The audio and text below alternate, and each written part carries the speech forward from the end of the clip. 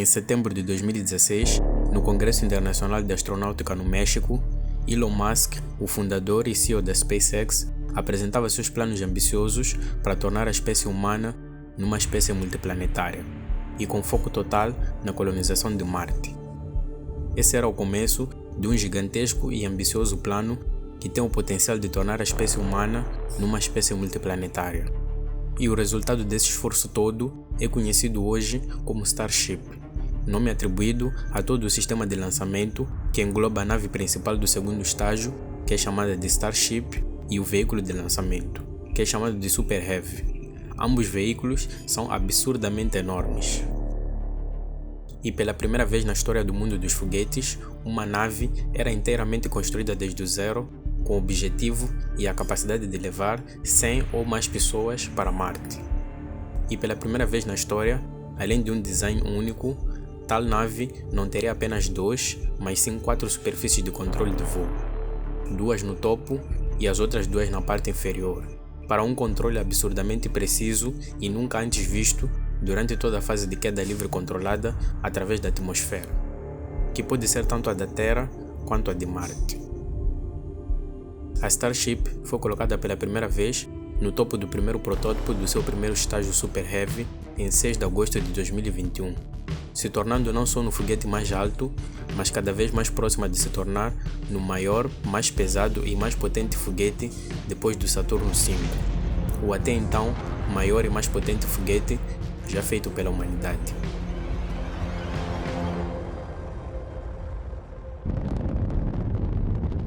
Mas a Starship conta com uma única, revolucionária e para algumas pessoas até mesmo assustadora manobra de pouso, que é feita na sua maior parte com a nave caindo controladamente de barriga. E que, para piorar, a nave só retorna para sua orientação vertical a escassos 500 metros perto do chão.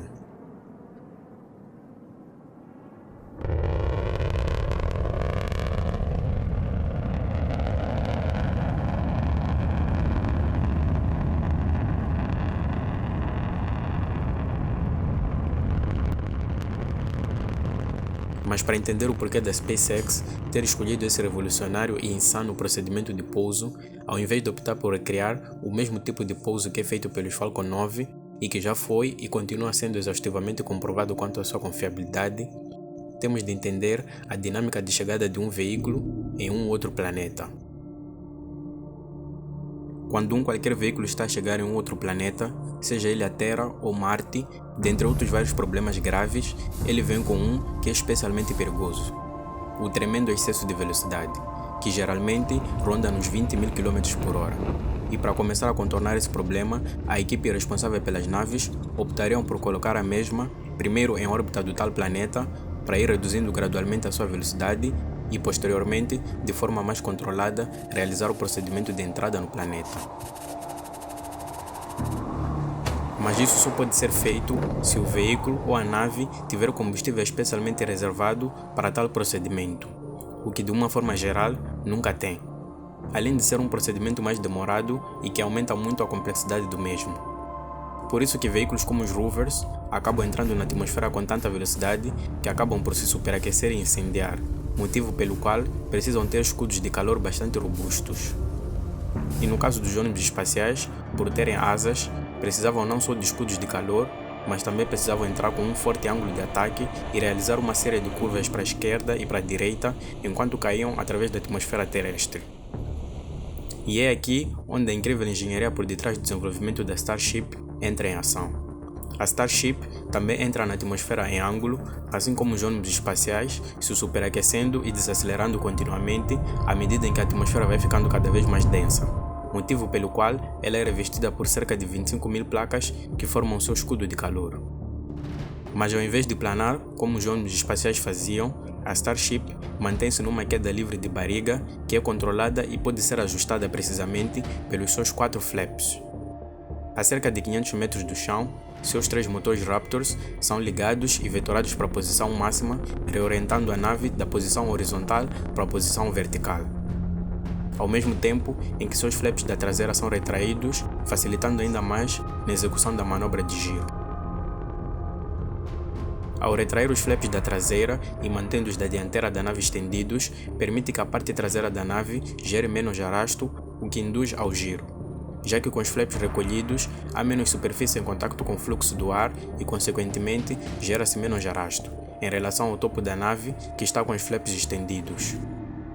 Mas talvez a pergunta mais importante é: por que a SpaceX escolheu esse método de pouso tão incomum e arriscado e por que realizá-lo tão perto do chão?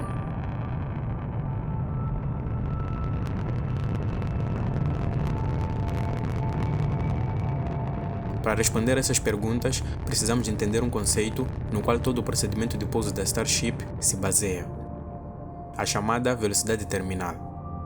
A velocidade terminal é definida como a máxima velocidade atingida por um objeto em queda livre através de um fluido como o ar. Ou seja, qualquer corpo em queda livre chegará em um ponto onde ele atingirá uma velocidade máxima limite, em que a partir desse ponto o corpo deixará de acelerar e passará a manter uma velocidade quase constante. Assim que esse ponto é alcançado, diz-se que o corpo atingiu a sua velocidade terminal. Uma pessoa, por exemplo, tem uma velocidade terminal de cerca de 200 km por hora, enquanto que uma gota de chuva tem uma velocidade terminal de cerca de 20 km por hora. E a ideia é manter a Starship com a menor velocidade terminal possível durante toda a queda, para que dessa forma a velocidade terminal da nave seja tão baixa que seja necessário gastar pouco combustível para pousá-la em segurança. E é por isso que a manobra de giro é feita nos últimos momentos, já bem perto do chão. Mas vamos ver isso com mais detalhes. Durante a queda da Starship, há duas forças principais agindo sobre a nave: a força de arrasto, que age para cima desacelerando a nave, e a força da gravidade, que age para baixo acelerando a nave. A Starship alcançará sua velocidade terminal no momento em que a força de arrasto que age para cima fica igual à força da gravidade que age para baixo. Ou seja, ambas acabam por se anular e a Starship para de acelerar e passa a manter uma velocidade quase constante. À medida em que a nave continua caindo, a sua velocidade terminal não aumenta, mas sim vai se reduzindo cada vez mais e mais, já que a atmosfera vai ficando cada vez mais densa quanto mais próximo do chão. Mas ainda assim, por que cair de barriga e não na vertical? Se olharmos para a área da barriga da Starship versus a área da parte de baixo da Starship, é evidente que a barriga tem uma maior área de seção transversal, gerando muito mais arrasto do que a área da seção transversal da parte de baixo da nave. São aproximadamente 545 metros quadrados de área contra aproximadamente 70 metros quadrados de área na parte de baixo. Ou seja, são 7,8 vezes mais área de superfície chocando com o ar e gerando muito mais arrasto, o que consequentemente contribui para uma velocidade terminal muito menor durante toda a queda. E é esse um dos principais motivos pelo qual a manobra de giro para orientação vertical só é feita nos últimos momentos, já bem próximo do chão. Mas como a Starship tem flaps na traseira e na dianteira, a coisa fica muito mais interessante. Ajustando os flaps, a Starship pode manobrar como nenhuma outra nave. Retraindo ambos os flaps do lado direito, a nave consegue fazer um leve movimento de rolagem para a direita, ou seja, uma curva para a direita. E igualmente, se retrair ambos os flaps do lado esquerdo, a nave consegue fazer uma curva para a esquerda, basicamente se assemelhando com a maneira como os aviões curvam, mas sem dobrar a asa e com uma razão de curva muito menor e limitada. Retraindo ambos os flaps da dianteira e mantendo os da traseira estendidos, o nariz mergulha, e consequentemente há um pequeno ganho de velocidade horizontal, ou seja, a nave consegue se mover para frente, o que pode ser útil quando se pretende, por exemplo, escapar de alguma zona de perigo para o pouso, ou quando a nave estiver levemente atrás do seu local ideal para pouso. Retraindo ambos os flaps da traseira e mantendo os da dianteira estendidos, é possível trazer a nave novamente para sua orientação vertical. E os colocando de forma assimétrica, é possível fazer a nave girar, ou seja, fazer um movimento de guinada. Ou seja, ajustando os flaps, a Starship pode manobrar como nunca antes visto e como nenhuma outra nave, enquanto cai controladamente para o local de pouso. E como a Starship cai na horizontal e liga seus motores ainda estando na horizontal, algumas modificações tiveram de ser feitas para permitir que os motores funcionassem em ambas posições, com a adição dos chamados header tanks, que são tanques auxiliares totalmente preenchidos por combustível, que é através deles que os motores principais são alimentados durante a ignição final até ao pouso. Isso porque a Starship gasta basicamente todo o combustível durante a subida, e o pouco combustível que resta fica nas partes mais baixas dos tanques, que além de não estar situado no local ideal, está em baixas concentrações, o que poderia fazer com que os motores falhassem ou não funcionassem corretamente.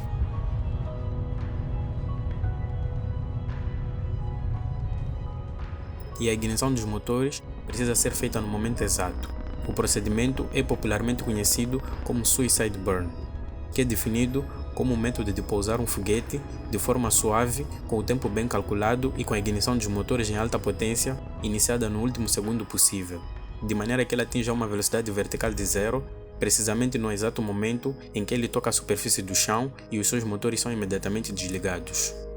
E levando o Falcon 9 como exemplo, que é com certeza o foguete que mais Suicide Burns fez em toda a história, se os motores forem ligados cedo demais, o foguete corre o risco de ficar sem combustível e acabar por cair, danificando os motores e as pernas de pouso.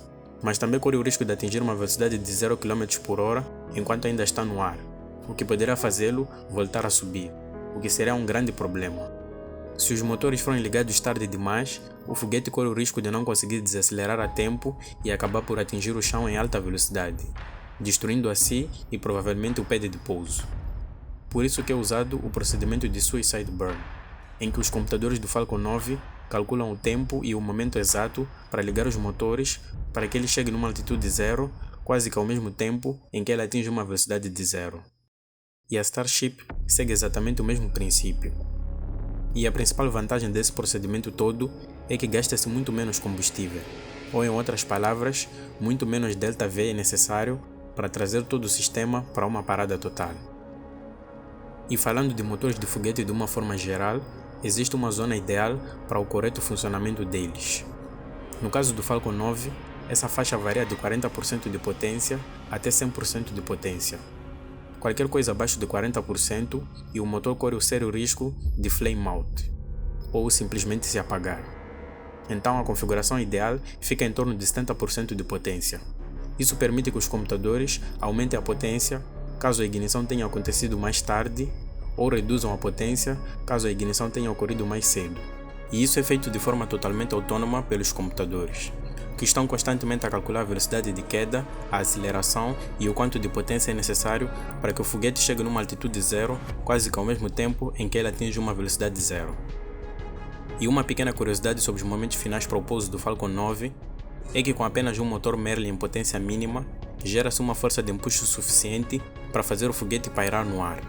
Tamanha é a força gerada por esses motores e tamanha é a importância do Suicide Burn. E a título de comparação, durante a queda, a velocidade terminal dos Falcon 9 gira em torno dos 310 metros por segundo, ou 1116 km por hora, em comparação com cerca de 150 a 100 metros por segundo, ou 540 a 360 km por hora respectivamente, da Starship. Isso porque os Falcon 9 caem na vertical e, consequentemente, há menos área de superfície se chocando com o ar, gerando muito menos arrasto. Mas voltando para a Starship, como tudo que envolve a exploração espacial, os riscos são enormes e estarão sempre presentes. Tudo tem de estar e funcionar de forma absolutamente perfeita para que a missão seja um sucesso e não hajam perdas de vidas. E esse é um conceito que muito bem define a exploração espacial, porque ela é feita de riscos. Manter uma nave em queda livre de barriga, para só colocá-la na posição final para pouso, a escassos metros do chão, em um outro planeta, é uma tarefa extremamente viável em termos de redução de custos e sobre o ponto de vista da engenharia. Mas também é extremamente perigosa por haver fatores humanos envolvidos. Embora já tenhamos enviado e pousado com sucesso diversos rovers e sondas em Marte, tornando isso quase rotineiro, contribuindo de forma tremenda para a expansão do nosso conhecimento sobre outros planetas, a viagem tripulada para Marte é bem mais desafiadora. Uma viagem da Terra até Marte demora cerca de 7 meses, e como já foi exaustivamente estudado e comprovado na Estação Espacial Internacional, o corpo humano sofre uma constante e significativa perda de massa muscular e óssea, assim como a atrofia dos músculos, em um ritmo muito mais acelerado em relação a quem está na Terra, justamente pela ausência da gravidade. Por isso que astronautas precisam obrigatoriamente se exercitar por pouco mais de 2 horas por dia para combaterem essa perda. Isso significa que dentro da Starship, obrigatoriamente devem haver múltiplas máquinas para que os astronautas possam se exercitar periodicamente.